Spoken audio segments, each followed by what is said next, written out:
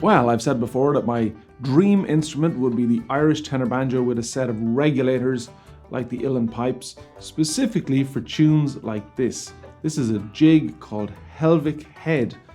It's a really old tune, and it appears in a collection of Irish music called O'Farrell's Pocket Companion for Union and Irish Pipes. Now, O'Farrell apparently was a piper of renown in London in the 1800s.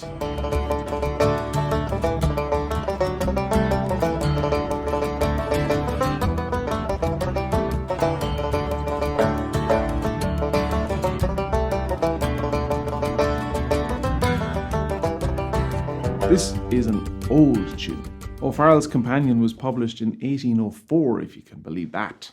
It's in the key of G. Of course, that's wonderful on the uilleann pipes.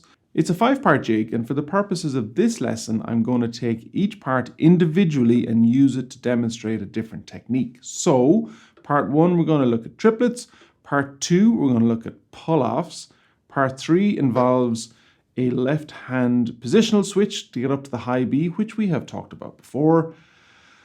Part 4 is probably the most tricky on the banjo because we got to clamp down our 4th finger to get the G and the D note, so there is some finger flicking. We'll look at that in detail.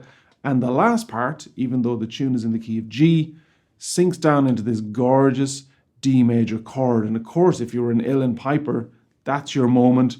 The drone, which is normally in D on uilleann pipes, suddenly comes into play, and I've no doubt that you're just hitting all the regulators. You know those, I want them. So let's crack on with part 1. For the very simple basic melody of this tune, head on over to Patreon. I'll have that fully tabulated and transcribed for you.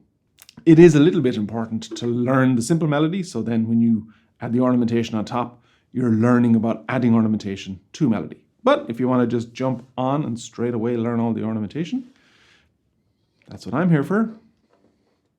Part 1.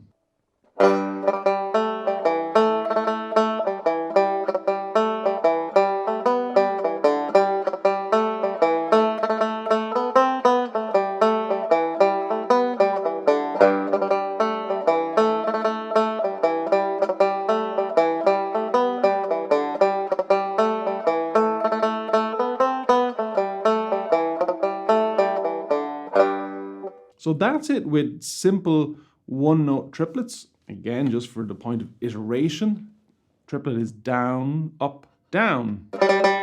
And the note after triplet, particularly in reels and mostly in jigs as well, is also a downstroke.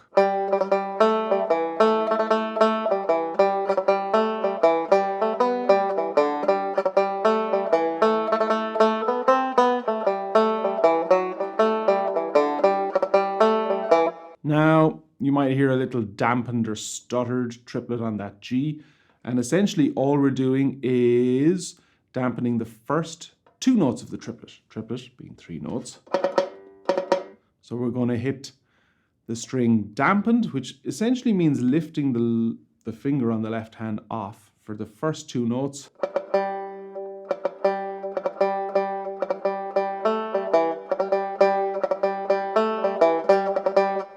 Just a little word on the timing of triplets. Let's say, we're not even saying it, it is true, a jig is in 6/8 time. It has 6/8 notes per bar. 1, 2, 3, 1, 2, 3, for want of a better term. So we're going to deal just right now with the first 3/8 notes. So it's, as you see it in stave notation, this looks like 1, 2, 3, 1, 2, 3. A triplet takes up the space of 2 of those 8th notes, which means that there's a third one that we have to choose whether we put it after the triplet or before the triplet.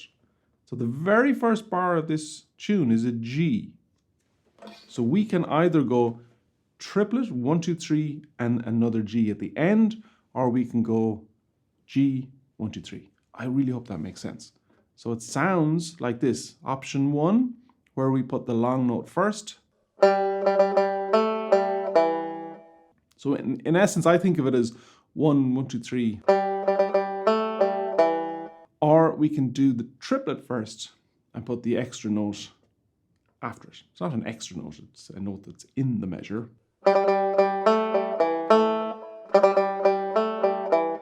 Or, now I always feel that putting the note first followed by the triplet gives more legato, more swing and smoothness to the tune, to jig playing, whereas if we put the triplet first, we're creating more of a sense of expediency. That's the way that I feel when I'm playing them. So if we do the note followed by the triplet, 1, 1, 2, 3, we're going to play the note. And for a stuttered or dampened triplet, going to dampen the first 2 notes of the triplet. And then press down. There's a little bit of coordination between your left and right hand here. So in a sense, you're pressing, lifting, pressing.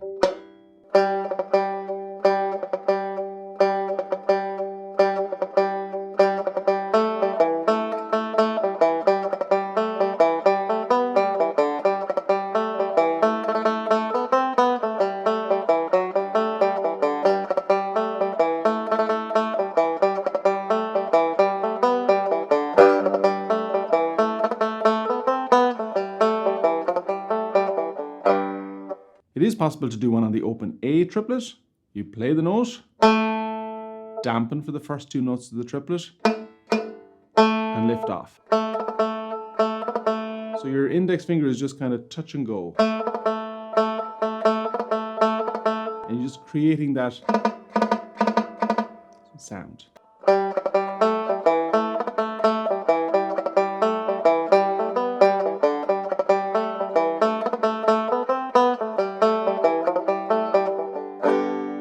So that's a little word on triplets. Part 2, let's look at pull-offs.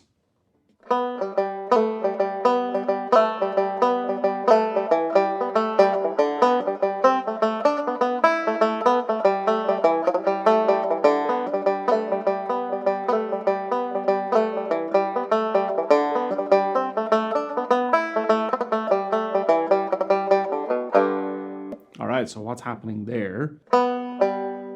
There's the first 3 notes. So we're going to hold the B note, fret 2 in place. The next note in the tune is an open A. And what we're going to do is pull off the B as a crushed note. So it's very, very fast and it's crushed into the A. So by playing the B note and pulling off almost at the same time, you get that sound.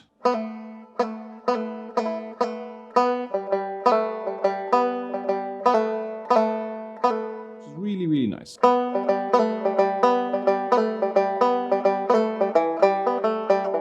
You will notice that I'm keeping my ring finger on the G right the way through this section. That just adds to the sustain on the banjo.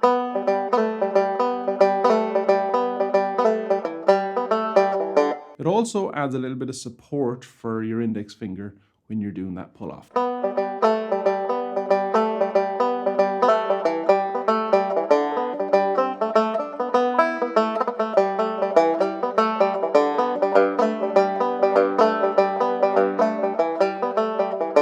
There's a little bit of trickery. So what's happening here is we're doing a little arpeggio down to the G.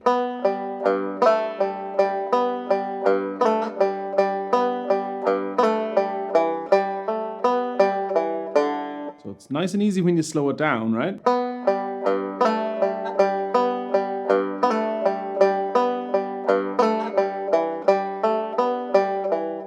When you play it fast, it has a lovely effect.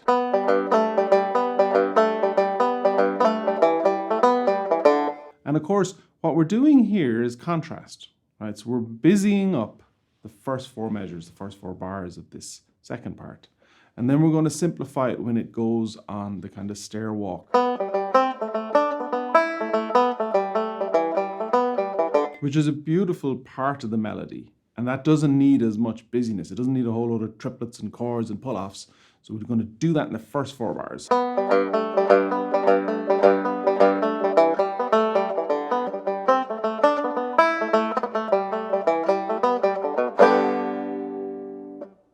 Part 3 is about positional switching to get up to the high B. Again, if I've got a wonderfully open left hand and you're able to swing up there and get that high B with your pinky, wonderful. I am seriously jealous. I'm not able to do that. I have never been. Maybe if I followed my own advice and spent ages and ages practicing it, I might be able to do it. But for right now, I'm going to show you how to avoid it.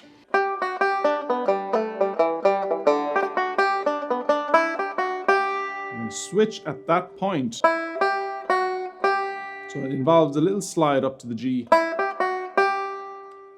Middle finger on the high A, fret 5, and then you can use your pinky or your ring finger for the high B. And then we're walking back down like a crab. So this is where the switch happens. Ring finger on fret 5.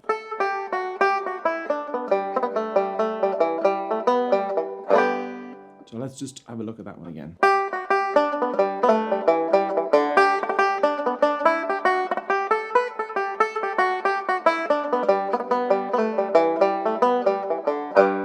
One more time.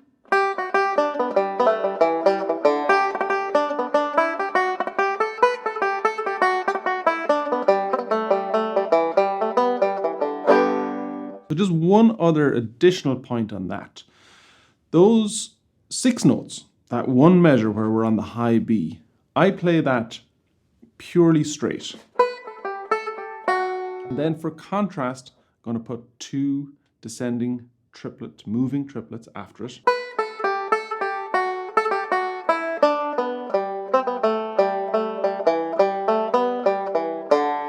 So that sounds like this when you speed it up a little bit.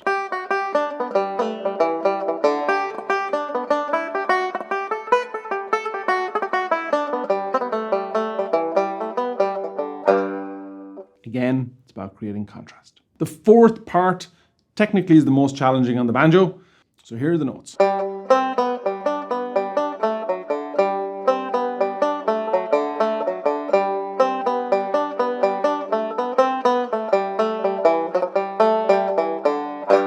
All right, so the G note, fret 5 in the D string, has to stay on for a lot of this.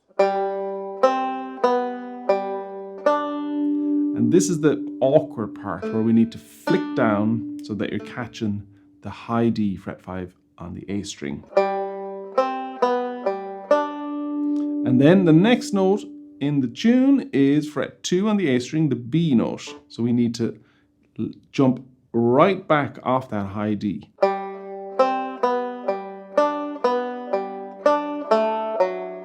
So in effect, we have this flattening or flicking down from the G to the D. This is the hardest part of the tune on the banjo, there's no doubt about it. There's an argument to be made for using your pinky, but it doesn't work as well for me because of the middle note.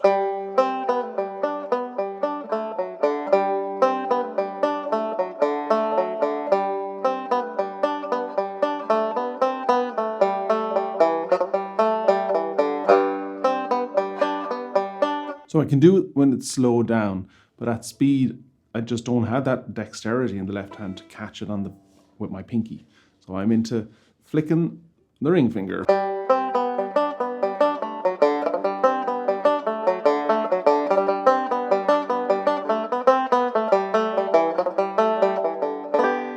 So try it out, see is one of those methods more comfortable for you, but that is the big deal really with that fourth part, apart from it being a really, really nice melody. And then we come to the crown jewel of the tune, which is part 5, and we drop down into the chord of D.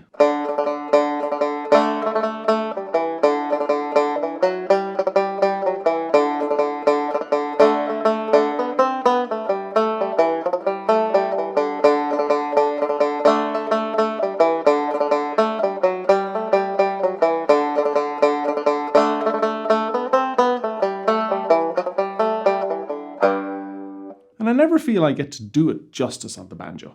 So we're going to try some double stops. You can float up to fret 7.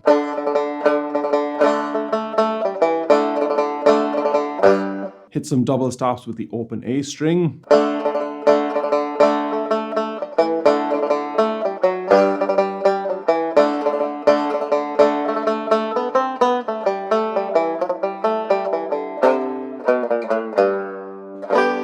But you can see why I wanted drone and regulators on the banjo for that part.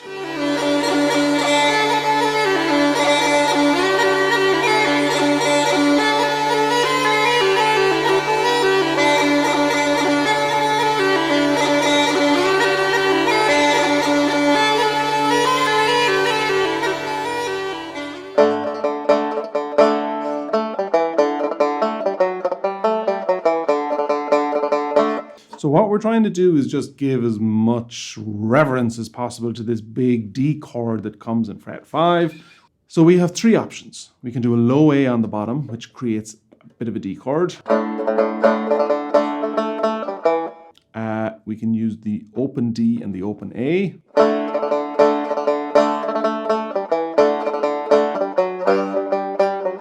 Or, intonation allowing, slide up to fret 7 on the G string.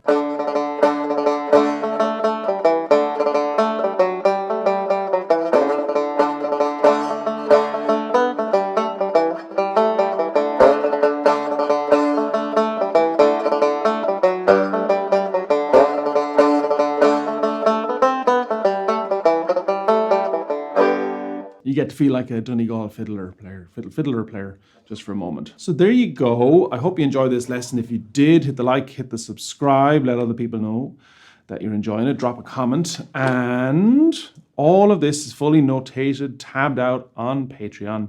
There are over 1,000 members on there at the moment. And there's huge changes coming in the next couple of months. I'm launching something big and exciting. So I do hope that you'll stick around and find out more about that.